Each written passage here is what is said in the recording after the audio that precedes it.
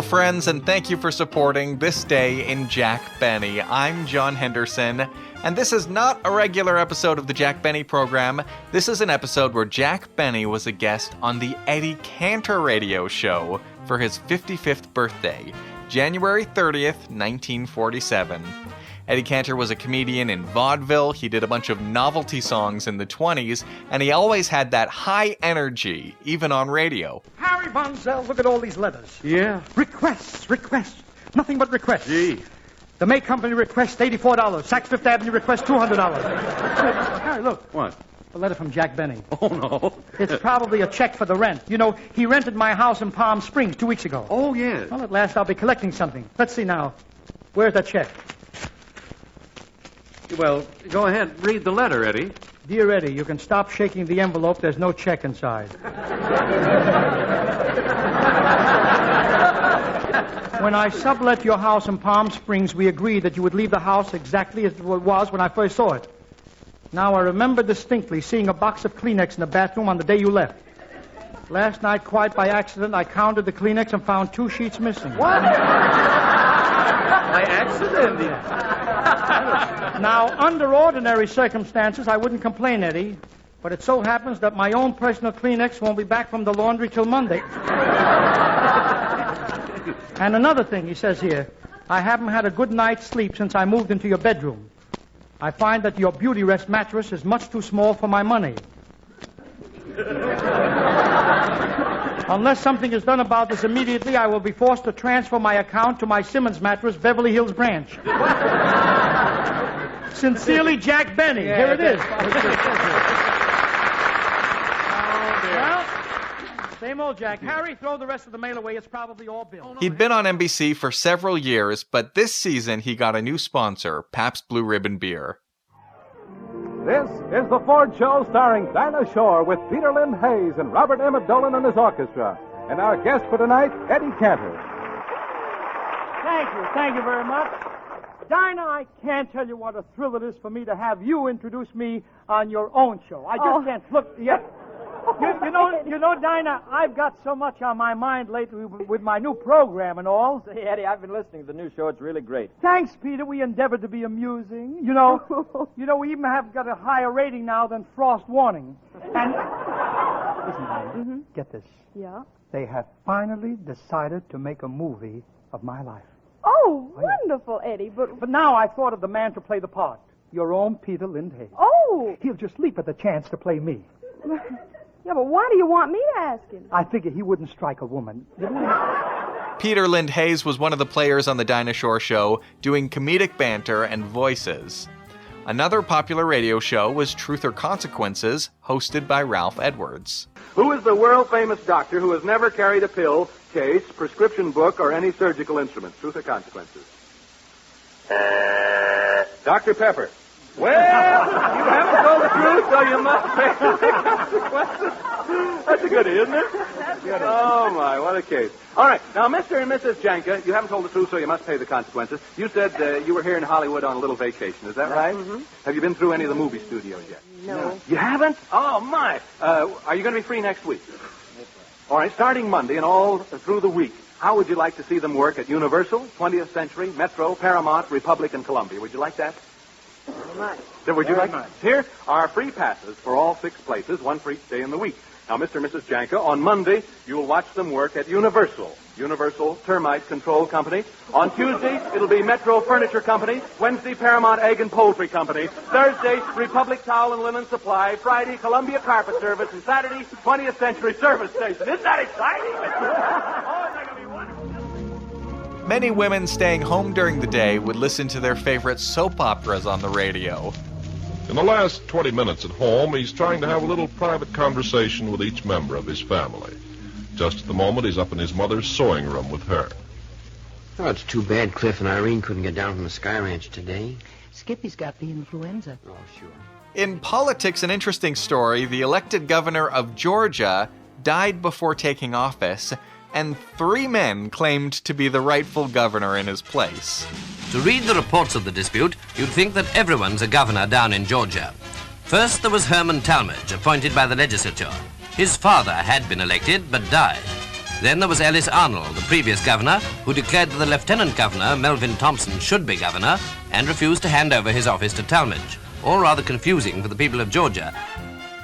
Of course, Jack Benny is always hilarious, and this is a great episode of Eddie Cantor. There's some visual humor that I think actually works on radio. So pour yourself a glass of beer and enjoy the show.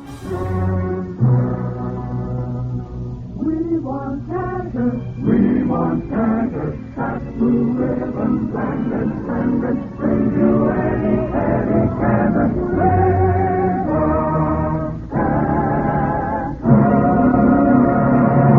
Ladies and gentlemen, tonight our guest stars are Jack Benny from the Lucky Strike program, from the Dinah Shore Ford show, Peter Lind Hayes, from the Truth or Consequences show, Ralph Edwards, along with Margaret Whiting, Cookie Fairchild and his orchestra, and yours truly, Harry Von Zell, to bring you the Eddie Cantor Cut Blue Ribbon Show.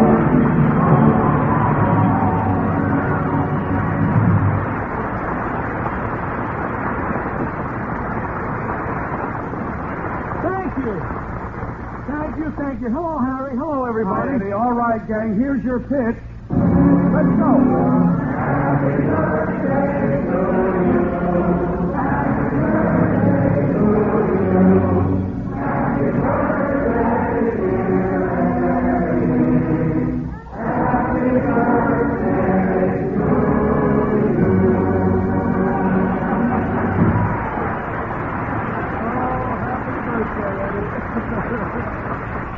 What a wonderful surprise, and you did it in the key in which we rehearsed it, too. Thank you, everybody. Thank you, Cookie, Harry, Margaret, and just think, Harry, at midnight tonight, I'll be 55. 55. 55, isn't it? Yes, sir, Eddie, and all these years you've been giving the public the product of your talent. And today the product is as good as it ever was. Thanks, Harry. The product may be as good as ever, but the package is a little frayed around the edges. Oh, don't say that, Eddie. The sponsor seems to think you're all right. After all, he gave you that beautiful watch for your birthday. Yeah, look at it, Harry. I didn't see it. Hey, I never saw a watch with so many dials. Yes, you see, this dial tells you the hour, and this dial tells you the day. Isn't that amazing? Well, what is the other dial there for? That tells you who's the governor of Georgia this week.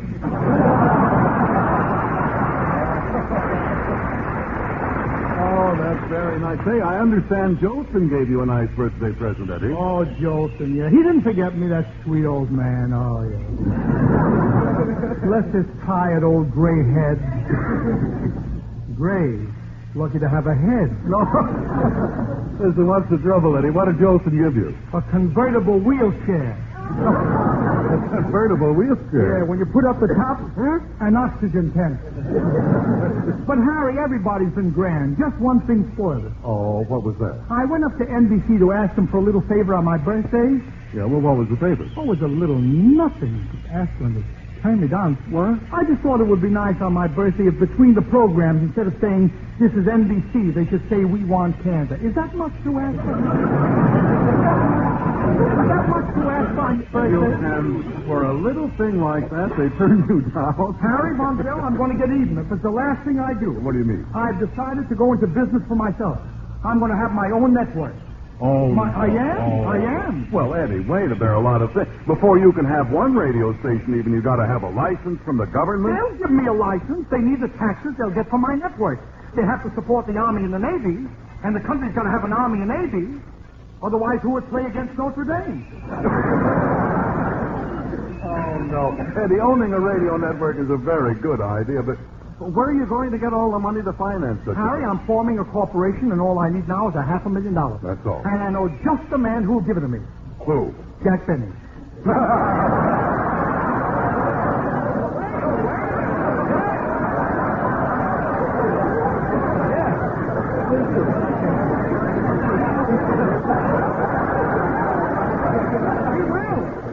You expect to get Jack out of Benny? Yeah, Harry, don't laugh. Don't laugh. On his program, he's supposed to be stingy, but he's really generous. He is? I'll never forget when my first daughter was born. I was so poor, Harry. You know, Ida and I, we lived up in the I know Bronx. he told me. I needed $50, and Jack loaned it to me, you know. Oh, really? Yeah. And as soon as I gave him back the $50, he gave me back the baby.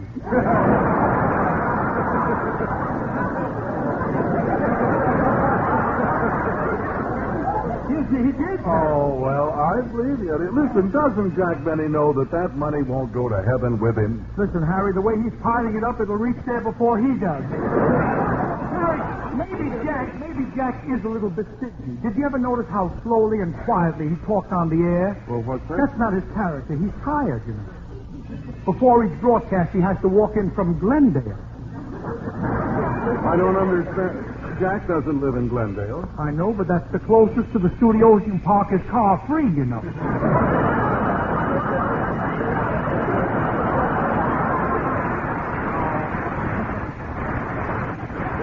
Eddie, listen, that I refuse to believe even about Jack Benny. Well, forget about Betty. Let's concentrate on my new NBC network. That's what I'm calling it, the NBC. Listen, Eddie, you can't use the letters NBC. NBC stands for National Broadcasting From now on, Company. it stands for nothing but Cantor. And another thing, Harry.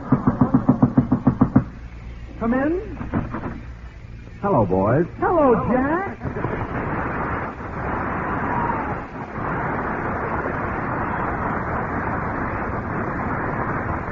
Jack, how are you? My feet are killing me.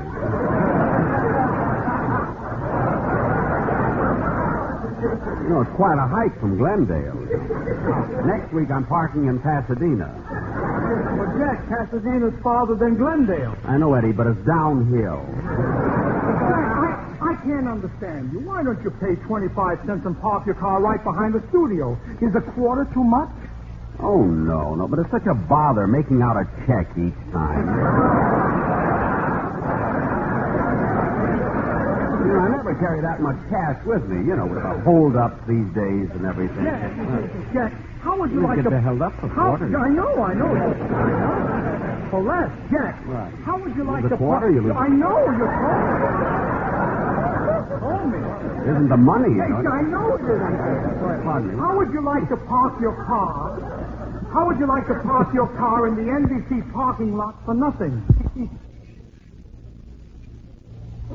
Well, I always thought a quarter was too much there. Didn't you think so, Eddie? Jack, I can fix it so you own the parking lot and collect all the money for yourself. You mean I can keep all those half dollars? Jack, it's a quarter. 50 cents. If they don't like it, let them park in Glendale.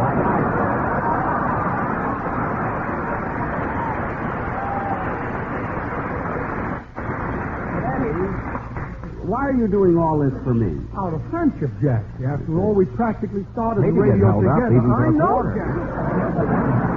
You know, I remember your first radio date, Jack. You only got $25, you remember?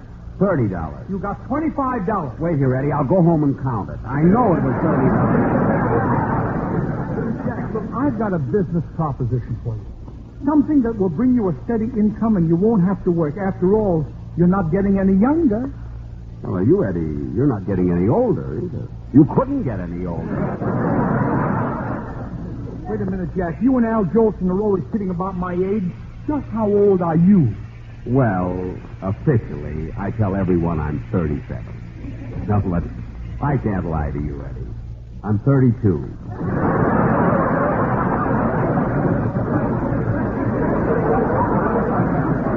You look like that and you're 32? Yes. Jack, don't try for 64. Never mind. Eddie, what is this proposition of yours? Jack, how would you like to be a partner in one of the biggest radio networks? Well. And it only requires a very small investment on your part. $500,000. You see...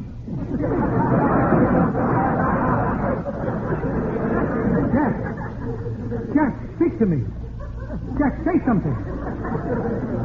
His toupee turned white. Jack, say something. Look, Dennis. Jack, this is Eddie. Eddie, I'm all mixed up now. Jack, are you afraid? Between this and getting held up. I know, Jack. Are you afraid to invest $500,000? Afraid to invest? I'm even afraid to say it. But it shouldn't be that way. After all, there are other things in life besides money. Well, sir, there's cash, annuities, bonds, but... Eddie, don't you think $500,000 is too much? I mean, can't we start smaller? We don't need a whole network right away. Well, what do we start with? I don't know, a few tubes and some wire. The microphone can come later, you know. But, Jack, you need a microphone to broadcast. Not if you have a loud voice. Jack, don't storm me. Owning a network would be the realization of all my dreams. Let me have that $500,000, won't you, Jack? Look, Eddie, you've been a lifelong friend of mine, and I can't say no to you. I'll tell you what, call up my business manager, Mert Blum, at the Bank of America. And he'll give me the $500,000. No, he'll say no to you. I haven't got the heart. So long, Eddie. So long, Jack.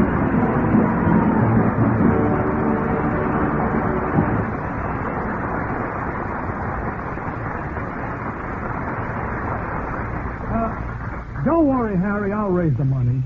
People will invest when they realize the great entertainment I have in store for them. Singers like Margaret Whiting, an orchestra like Hooky Fairchild, doing the songs people love, the old nostalgic tunes. Like what, Eddie? Like this. Yes, sir, that's my baby. No, sir, don't mean maybe. Yes, sir, that's my baby now. Yes, ma'am, we've decided. No, ma'am, we won't hide it. Yes, ma'am, you're invited now. By the way, when we reach the preacher, I'll say, with feeling, yes, sir, that's my baby. No, sir, don't mean maybe. Yes, sir, that's my baby now. Another milestone on memory lane was another baby song. Margaret will explain. Come to me, my melancholy baby. Cuddle up and don't be blue. All your fears are foolish fancy, maybe. You know, dear, that I'm in love with you. Every cloud must have a silver lining. Wait until the sun shines through. Smile, my honey dear, while I kiss away each tear, or else I shall be melancholy too. We can leave our audience melancholy, so Eddie, we come back and make them jolly. With yes, sir, that's my baby. No, sir, don't mean maybe. Yes, sir, that's my baby now. By the way, when we reach the preacher, I'll say, with feeling, yes, sir, that's my baby. No, sir, don't mean maybe. Yes, sir, that's my baby now.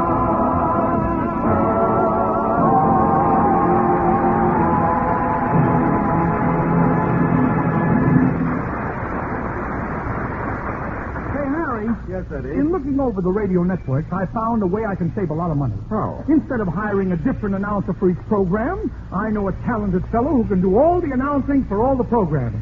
He can replace 4 announcers. Oh, Eddie. And here he is, Peter Lind Hayes.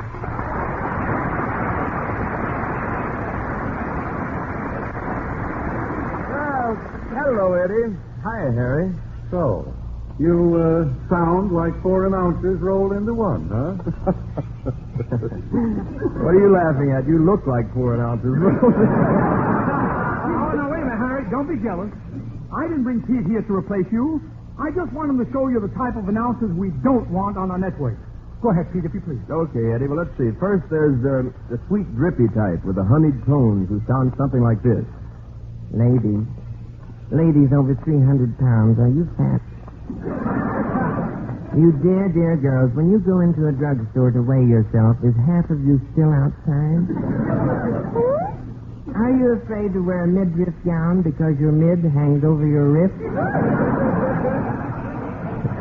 Well, ladies, why don't you just waddle to your neighborhood drugstore and purchase a box of No Fat? No Fat, the magic reducer, comes in 3 different strengths. Stout, slim, and where are you?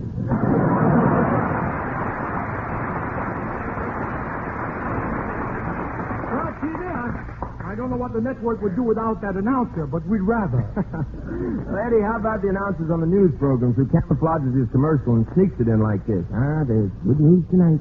Yes, good news from the Philippines. Yes. Because somewhere on that tropical isle, just as somewhere in these United States, someone is munching a Glockenspiel Frankfurter. Ah, friends, Glockenspiel Frankfurters are fresh. So fresh that you have to beat them with a stick to make them lie down in the roll. Indeed. And remember, folks, Glockenspiel Frankfurters are smoked. So if you want to enjoy a good smoke, light up a Glockenspiel Frankfurter.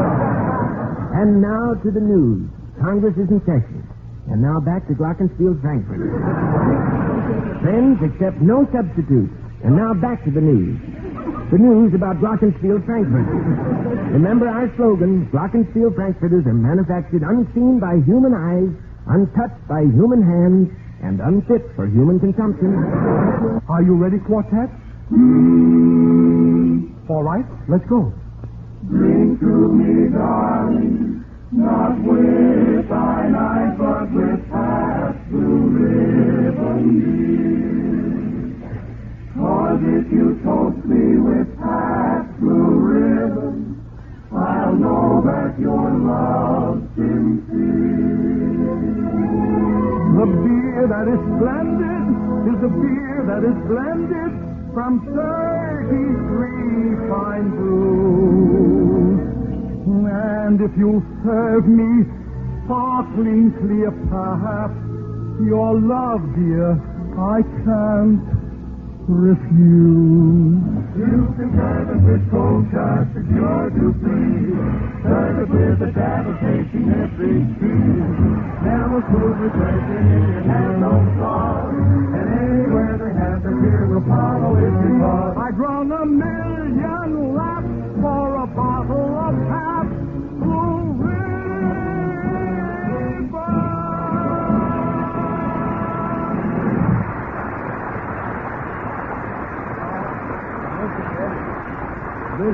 That'll never do. Singing commercials are very beautiful and all, but they don't pack enough wallops, you know. Besides, what would become of me if I didn't have this to say? Yes, it's the blending of those 33 fine brews that gives Pabst Blue Ribbon always the same light, mellow taste, the same clear, appetizing color, the same real beer flavor from barrel to barrel, from bottle to bottle, from year to year. Remember, there's just one, and only one, blended Pabst Blue Ribbon. 33 fine brews blended into one great beer. 33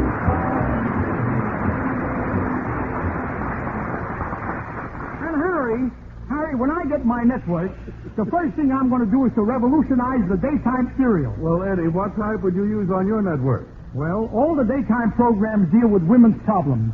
Mine will deal with the problems of a man. I call it Just Plain Giuseppe, the story of one man's battle against the storm.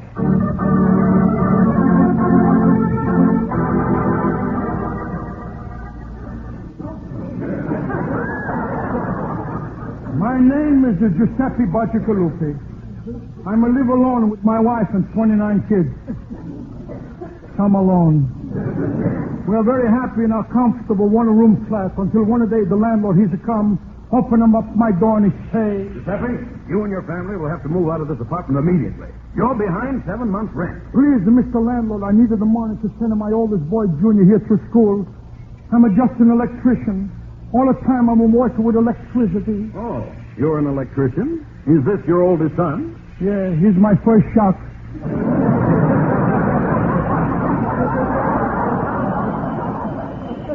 That's so one of my pops the joke. You've got too many people living here anyway. Giuseppe, how many children do you have? Oh, Mr. Landlord, I got a smaller family. Wait, I checked at the latest score. I got a kid named Luke. Then there's Pick. Next comes the coronet. After her is the twins, Field and Stream.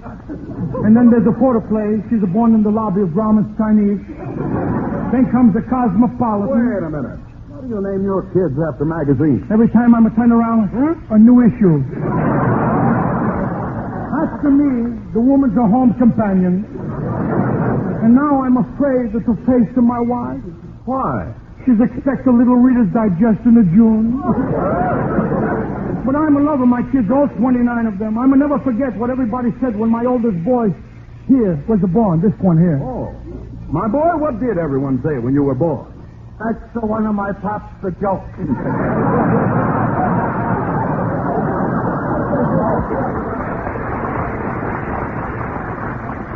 Well, I'm sorry, Giuseppe, but I'm going to have to evict you. Oh, please, Mr. Landlord, you not throw a veteran out of your house. Oh, you're no veteran. You're not wearing a proud eagle on your lapel. On my lapel, I'm wearing a tie of stock. Look, please, no making me the eviction. My wife is in the hospital right now. All day long, I'm taking care of the kids.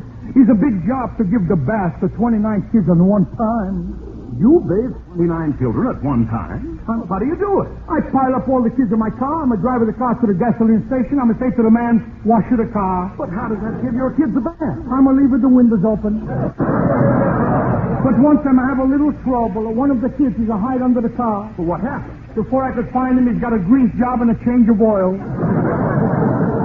Well, I don't care about your troubles. You'll have to get out. Oh, but my wife, she's in the maternity hospital right now.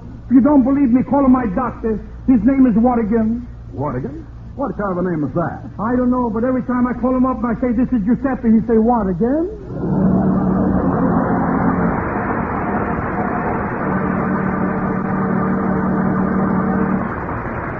And Harry... Yes, Eddie? Harry, no network would be complete without an audience participation program. Oh, no. And on our network, I'm having the master of them all, the star of the Truth or Consequences program, Ralph Edwards.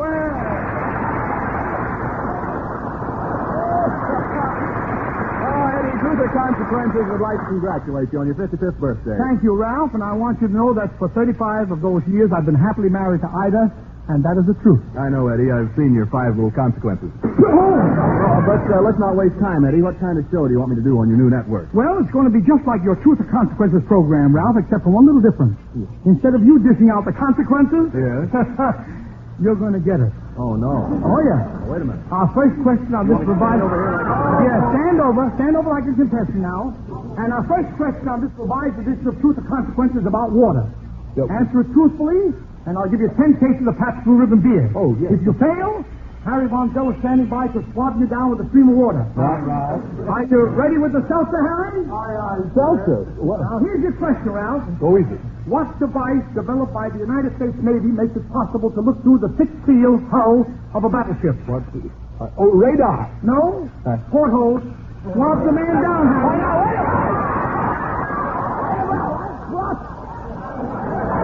What's going on here? What kind of a game is that? It's cold. That's cold. Oh, it's cold. Why don't you give him the tepid one? No, that's all right.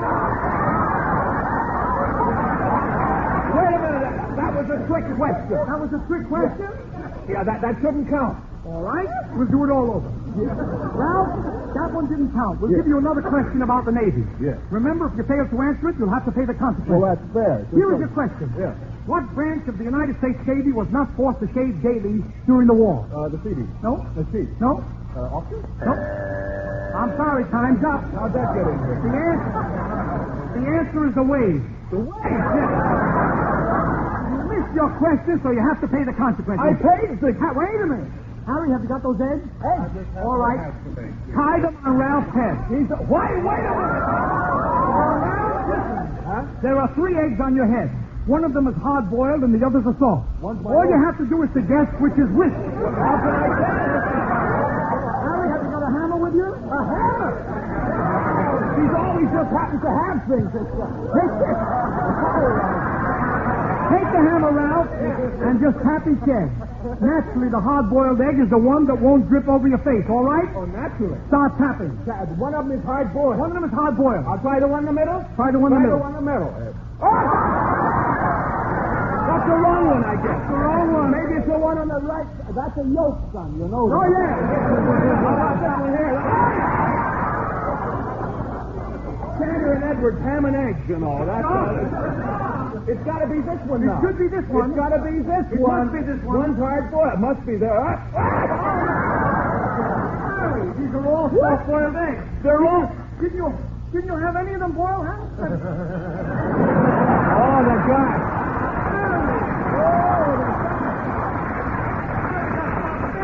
I told you to get me boiled eggs. Yeah, well, I thought you said boiled eggs.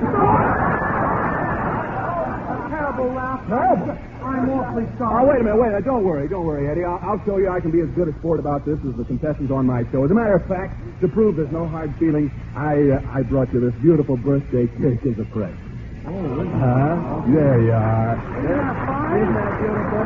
And, Eddie, in honor of your 55th birthday, the cake is marked into 55 slices. Now, I think it'd be nice if we gave each member of the orchestra and the Blue Ribboneers, Margaret Whiting, Cookie, and everybody a piece of it, huh? Wait a minute, Ralph. It's Eddie's birthday. I think Eddie ought to have the whole cake. Oh, Eddie, would you like to have this whole cake?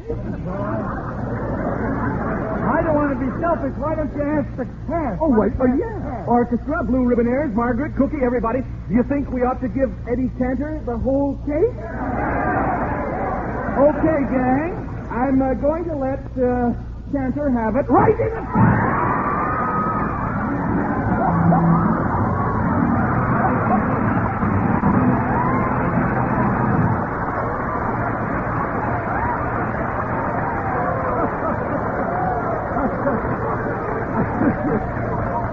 From now on, we just call him Cheesecake in the face. Well, ladies and gentlemen, with Ralph Edwards' permission, I'm going to play Truth or Consequences with the audience here in the studio. Would you like that, folks? Okay. All right, now, here's the question. How many empty Pabst Blue Ribbon bottles have you returned to your dealer during the past week? How many?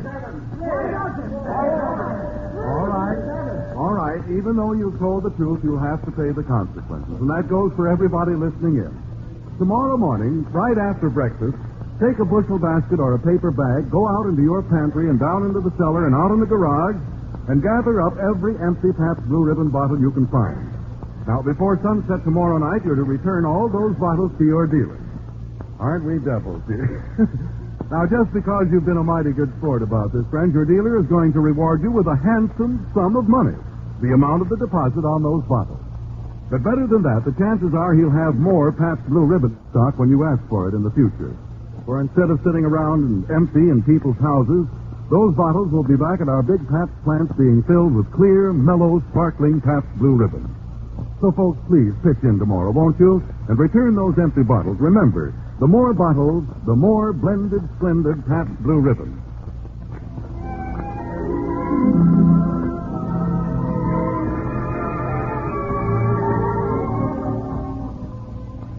All day today in Hyde Park, New York, thousands of men, women, and children have filed reverently past the shrine and looked upon an inscription which reads, born January the 30th, 1882, died April the 12th, 1945. For this is the 65th anniversary of the birth date of Franklin Delano Roosevelt. And this is the shrine where now he sleeps forever with the immortals. But there is another shrine where Franklin Roosevelt lives with the living, with tiny boys and girls who find in his memory and achievements the inspiration to go on and overcome the obstacles of twisted limbs, to triumph over the ravages of infantile paralysis. This shrine in Warm Springs, Georgia, and in similar places all over the country, is a testimonial to man's humanity to man. You created it, ladies and gentlemen. You, at his request, started the March of Dimes, so that little children might walk. Let us dedicate ourselves to the perpetuation of that cause. Let us honor the dead by serving the living. Keep those dimes rolling. Keep our children walking. Give, and keep right on giving.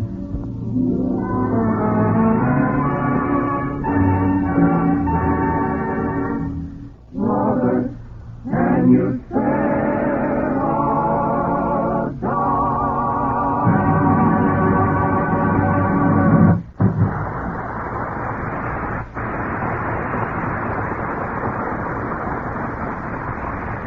Thank you for listening, ladies and gentlemen, and be with us again next Thursday, won't you? When our guest star will be your favorite and mine, Cary Grant.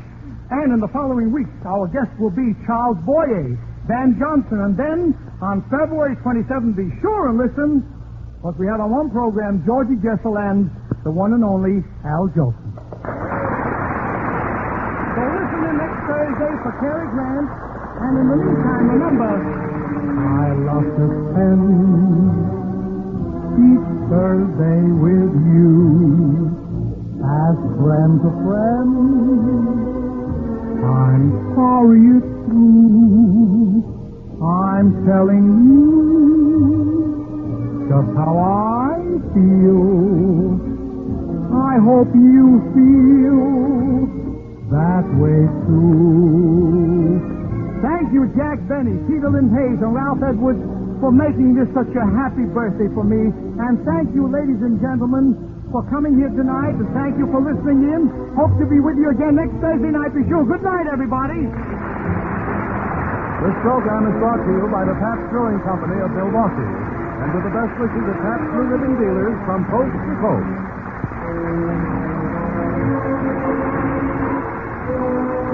This is NBC, the National Broadcasting Company.